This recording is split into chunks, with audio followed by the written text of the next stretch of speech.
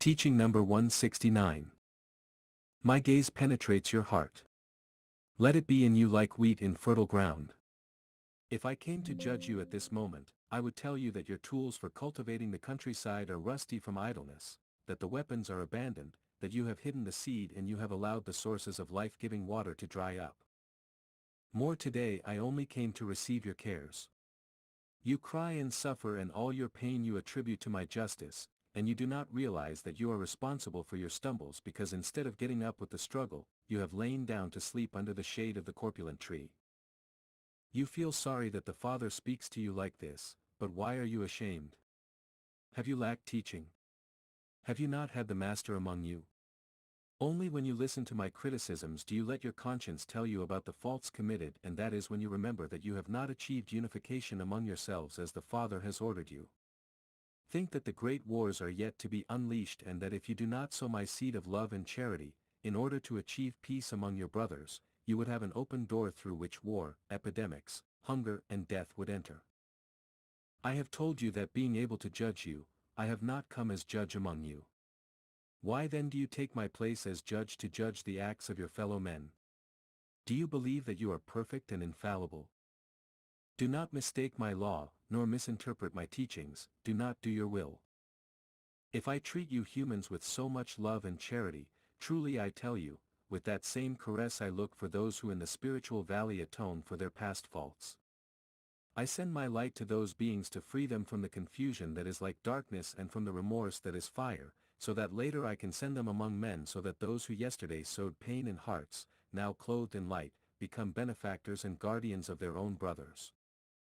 The law that guided you in the first era and the blood that in the second taught you the path of restitution, is the light that elevates you all in this third era, in which my voice through your conscience, turned men away from the path of confusion. I must tell you that I see all of humanity walking the path of confusion. The wise, knowing these words, will be offended, and those who pass themselves off as clean in spirit will also protest. But I will prove to some, to others and to everyone, that today humanity walks lost along a path where only uncertainty and anguish reign, which are seeds of confusion. Is there serenity and peace in any people on earth or in any man? By any chance, have humans put their trust in the triumph of good and justice over evil? Do the peoples of the earth have a sure way to save themselves morally, spiritually and physically from the destruction that threatens humanity? No, men do not know where they are going, or what they want. Hatred, which comes from a lack of spirituality and ignorance of the law, fear of one another, ambition, wanting to be superior to others, the freedom that has been given to low passions and the lack of truth in complying with divine laws, have led humanity to a path of darkness where everything is an omen of evil and where there is no hope or faith, much less charity. Many men are so familiar with the world of sins and pains in which you live, that they think that life is the most natural, that the earth is destined to be a valley of tears and that it can never accommodate peace, harmony and spiritual progress. Those men who think so are lethargic in the sleep of ignorance. Whoever believes that this world was destined by me for a valley of tears and atonement is mistaken. The Eden that I offered to men can and must return, because everything I have created is life and love. Therefore, whoever says that the world was destined by God for the pain of men is mistaken, when they should say that they were the ones who condemned it to a mission of justice, when it had been formed for the delight and recreation of the Spirit made man. No one was destined to sin, although everything was planned to save man from his falls. Man did not want to rise up for love, nor to become wise in compliance with my law, and he forgot that my justice, from which he has always tried to flee, is the one that protects him, because my justice comes from perfect love.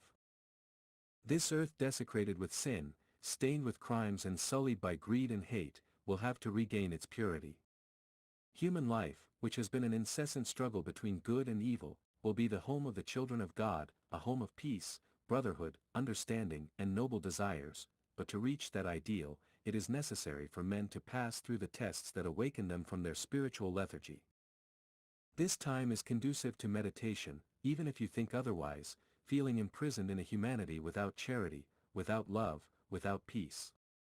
And as you get closer to the culmination of the battle, your awakening will be greater, because the intuition of the Spirit will tell you that after the test peace will come and with it restoration.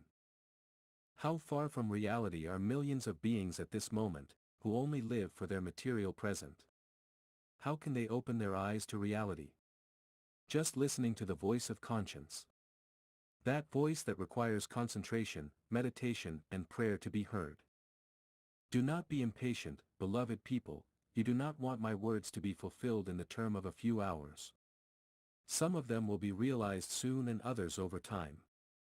For human beings, especially when they live painful hours, there are moments that seem like centuries, because they do not know how to clothe themselves with hope, faith, patience and meekness, but when they rise to me to receive light, those virtues will give you strength to hope and to fight and will also sweeten the difficult hours. Difficult times you live, in which the progress that you have achieved in the Spirit is tested. In the Spirit, I have told you, because it is the only one who can sustain you in the tiring journey. Do not rely only on your human strength, because matter is fragile, but if you must do it with the strength of the Spirit, which is the one that prays before me and is saturated with faith, then you can trust that you will emerge victorious in the battle. My love, like a mantle of protection covers you in the hours of pain and justice that you live, and my charity makes you understand that the cup you drink is necessary. I will separate that chalice and I will change it for you into wine of eternal life, as soon as you show me your merits. You will have reached the preparation to make my teaching known as teachers, when you have been able to find yourselves. You will hear the voice of conscience and the mask that covers all that is bad will fall before you.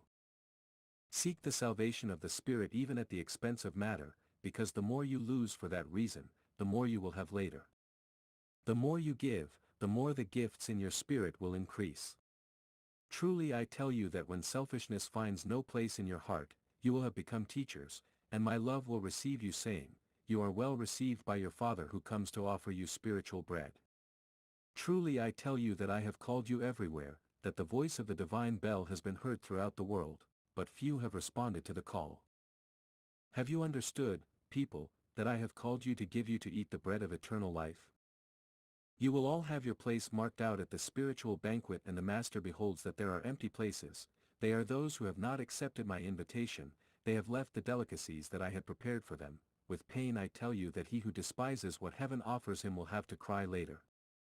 These words have been heard by one of my servants, who receives the order to go along the roads, so that everyone found hungry can be brought to me, and I will seat him at my table, and those who did not even anticipate or expect so much grace, they will be those who occupy the empty places and enjoy more than those who name themselves my chosen ones. I will continue calling men and also beings that belong to the afterlife, so that the disembodied and the incarnated may sit at my table, because they are all my children. Disciples, when my word reaches you and you do not understand it, you question it and I tell you, when uncertainty torments you, retire to the solitude of the fields and there, in the midst of nature, where you only have as witnesses to the countryside, the mountains, and the firmament, question your Master again, delve into his word and his sweet answer will soon come to you, then you will feel transported, inspired, full of an unknown spiritual joy. In this way you will stop being men of little faith, knowing that every word of God contains truth, but that to discover it is necessary to know how to penetrate it with recollection and purity, because it is a sanctuary. Whenever you are ready and want to know something, your thirst for light will attract divine light. How many times have I told you, go to the mountain and tell me there your concerns, your pains and needs. Jesus with his example, taught you these lessons in the second era. Remember my example when I retired to the desert to pray before beginning my preaching. Remember that in the last days of my stay among men, before entering the synagogue to pray, I sought the solitude of the Garden of Olives to converse with the Father. Nature is a temple of the Creator, where everything rises to him to worship him. There you will be able to receive directly and with all purity the radiance of your Father. There, far from selfishness and human materialism, you will feel wise inspirations reaching your heart that move you to practice good on your path. These manifestations that I am giving you through human understanding will come to an end in the year 1950, that moment will inevitably come, but what does it matter if you do not listen to my word through the spokesman, if you have learned to rise to receive inspiration directly from the Master? Arise, beloved children, and act in imitation of Jesus. As you see that I am communicating through these understandings, so shall you receive my inspiration, then you will speak in my name, of the teachings that I inspired you, thus you will see that my teaching continues, that my revelation is eternally on your spirit. Only the outer form in something will change. When you are ready, you will go along the paths covered with humility, because truly I tell you, if there is a little vanity or pride in your heart, you will not do a good deed. Whoever wants to preach my doctrine will have to practice it with humility. I speak to you like this so that you understand what you still have to do. You want to get up fully to deliver my teachings. More, how can you teach, if in your actions and in your life, the doctrine of Jesus is not manifested? Let the multitude see my work in your deeds, thus, in the disciple the image of the Master will be reflected. I tell you that you will know how to feel when your spirit is already prepared to teach my doctrine to your brothers, because it will be when you have found yourselves, then you will listen clearly to the voice of conscience. As long as this is not in you, you will not be able to feel me in truth. There is no one who does not want to find happiness, and the more lasting it is, the better, because I come to teach you a path that leads to supreme and eternal happiness. However, I only show you the way and then let you choose the one you like best. I ask you, why, if you yearn for happiness, do you not sow it and then reap it? How few are those who have felt compelled to give themselves to humanity. I speak to you in a way, in which both your spirit and your shell understand me, but know that it is the spirit that I come to save even at the cost of its matter. Know that the more you give, the more you will have. When you reach that degree, you will be teachers, then your life will be an example, a mirror, where others recognize their defects and repair their mistakes. To help you in your preparation, come to listen to my divine word. Prepare your understanding and quiet your senses so that you can feel my voice in your heart. My word is the path marked by my will from eternity, so that the spirits do not wander the earth. Truly I tell you that it is necessary for man to know spirituality in order to achieve the evolution of his spirit. This is the era of the light of the Holy Spirit, felt within by evolved spirits, by those who see beyond appearances. Contemplate and appreciate the universe in all its perfection and beauty. It was created so that the children of the Lord might be inspired by it and see in it an image of the Father. If you take the creation in this way, you will elevate your mind towards my divinity. May your mind never be inert, may it never stop, just as the evolution of races through their generations does not stop, or human science that with the passage of time always points out a path forward. Look for me with the Spirit, without dwelling on routine traditions or symbolic rites. Look for me in your heart and in it you will find me, because the heart loves, suffers and feels. If humanity, trying to overcome their knowledge in science, had not forgotten their hearts, there would not be so much discord and so much selfishness, and they would have already discovered the divine spark that you all carry, for which you are all brothers in me. Men would already be fulfilling Jesus' maxim of loving one another, with what would be enough for this world to have peace and light. Now, the voice of conscience finds men deaf, who without stopping to hear it, rise up in homicidal wars destroying nations, destroying elements of life and material forces, without contemplating that behind all this, they are sowing moral and spiritual destruction which is even more serious.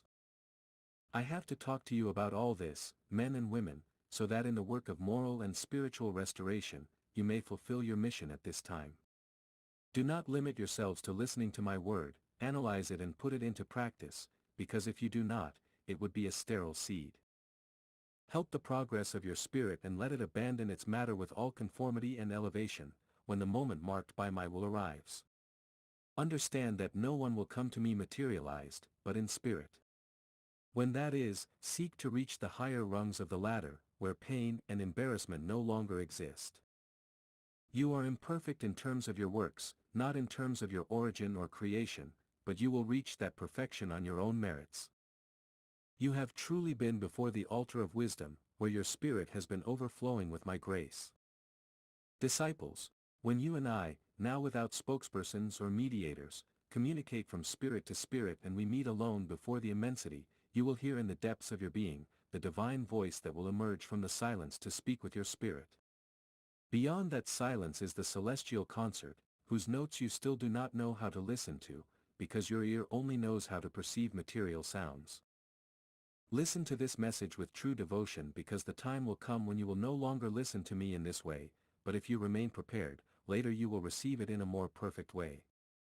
This form of communication that you now enjoy, you can describe as external, but the other that I promise you will be internal, and you will have it when you rise higher. Then men will approach perfect communication, when without mediators or witnesses they rise to their Father and receive directly from Him what they request. Then the human spirit will begin to shine like never before, because being in communion with me, I will reflect myself in it. The communication of my light through the human understanding has been to bring you the elemental lesson and lay the foundation for the great lesson to come. I have also come to lighten for you the burden of the cross that each one of you carries in life, a cross that each one has created for himself and on which he has voluntarily crucified himself. To many who have shown me their wounds and their chalice of bitterness, I could tell them that no one has taken them to Calvary, they themselves and of their own free will have been the ones who have sought it. I will also be able to tell them that if in the supreme hour of the test they know how to reach me and know how to call me, the nails, the thorns, the gall and the vinegar will disappear from them, so that a new and better life will emerge. Hearing this, some people ask me, Master, when you speak of this new life, do you mean the life beyond or the existence that we must lead on earth? To which I answer you, that if you resurrect to the light, to love, to truth and to good, you should not worry about the place you are going to occupy. I told you in that second era, my Father's house has many mansions. Do you know that each spirit is a room of the divinity? Wherever there is a conscience, there will be the Lord. Today you cannot imagine of what the world will be like when you fully practice my teaching, when humanity tears sin from its heart. I do know. I know that later times will come when men and women, from children to the elderly, will be able to enjoy absolute peace and will experience the joy of living in full happiness here in this world, where so much has been mourned and so much blood has been spilled. Those men will not want to break harmony with their God for a single moment and will carry the essence of my law written in their spirit, with its divine maxim of loving one another. That's why you who listen to me understand how necessary it is that you prepare to bring the good news to your brothers, so that you do not delay any longer the joy that their awakening will produce. Think that many of those whom you awaken will do what you could not do, and in turn, those whom they awaken will do more than those who brought them the good news, and so on, until the time comes when the people will be great, numerous, and the fulfillment of my word will be seen on earth. I have waited for you to reach spiritual maturity, to tell you, take the seed and go sow. In the second era I gave you an example of how you must wait for the right time to fulfill the mission that brought you to earth. I waited for my body, that Jesus that men contemplated, to reach its best age to fulfill through it the divine mission of teaching you love. When that body, heart and mind had reached their full development, my spirit spoke through his lips, my wisdom crossed his mind, my love settled in his heart, and the harmony between that body and the divine light that illuminated him, that many times I said to the multitudes, who knows the Son, knows the Father. Christ received the truth from God to teach it to men, he did not come to learn it from the world. Not from the Greeks, Chaldeans, Essenes, or Phoenicians, from none did he come to take the light. They did not yet know the way to heaven, and I came to teach what was not known on earth. Jesus had consecrated his childhood and youth to charity and prayer until the time had come to announce the kingdom of heaven, the law of love and justice, the doctrine of light and life. Look for the essence of my word poured out at that time and tell me if it could have come from some human doctrine or some science known then. I tell you that if I had truly taken wisdom from those men, I would have looked for my disciples among them and not in the rude and ignorant men with whom I formed my apostolate. You ask me what I can tell you about the doctrines and philosophies of those peoples, and I tell you that they are inspirations of the Spirit, but not the supreme truth that only I possess. In this third era it has been my will to communicate through man, using his conscience and his understanding, but I have done it using the humble, the rude and simple, looking for his mind to be virgin of sciences and theories. To give you my lesson through these poor human lips and surprise the multitudes made up of men of all conditions, do not think that I first sent them to look for teachers from whom they would receive the preparation and wisdom. On the contrary, I had taken them away from all contamination and all influence so that their understanding would be clear, clean and free to express divine inspiration before the people. What could they have asked men about the profound and unknown message that my Spirit was going to reveal to humanity? That is why I have been choosing rough and simple men to manifest my teaching through their understanding. The doctrine that I poured into Jesus at that time was perfect in its substance and form. You will not be able to attribute any blemish to it, because he who inspired it and he who transmitted it is perfect. P. Now that I communicate through these beings who live very far from perfection, you have to look more for the essence of the word than for the outer form of it, since they are human creatures that cannot harmonize with the perfection of whom the divine message is inspiring you. Now that I communicate through these beings who live far from perfection, you must seek more the essence of the word than its external form, since they are human beings who cannot harmonize with the perfection of the one who is inspiring the divine message in them. To all this I tell you that the people already indoctrinated, the people who have faith in my presence under this manifestation, have the duty to collaborate with their mental elevation, their prayer and their preparation with the spokesman who fulfills such a delicate spiritual mission. Whoever does not understand the responsibility of those who hold this position, will not feel charity towards them, but those who are understanding will be like faithful Cyrenians, helping with their prayer to share the weight of the cross with their brothers. When my communication has ceased and you understand all the love I showed you by manifesting myself through these beings, you will have to tell me, Lord, if you descended into our misery, into our iniquity and smallness, what must we do to reciprocate so much love? And then you will begin to love and consecrate your life to those who need love, light and charity. Those who surrounded me and followed me in the second era, those beloved disciples, gave their lives, overflowed their spirit and shed their blood, because they wanted to respond with love to the one who had left his throne to come and live with them, and to give them the most precious treasure of the Spirit, the truth. My peace be with you. Teaching number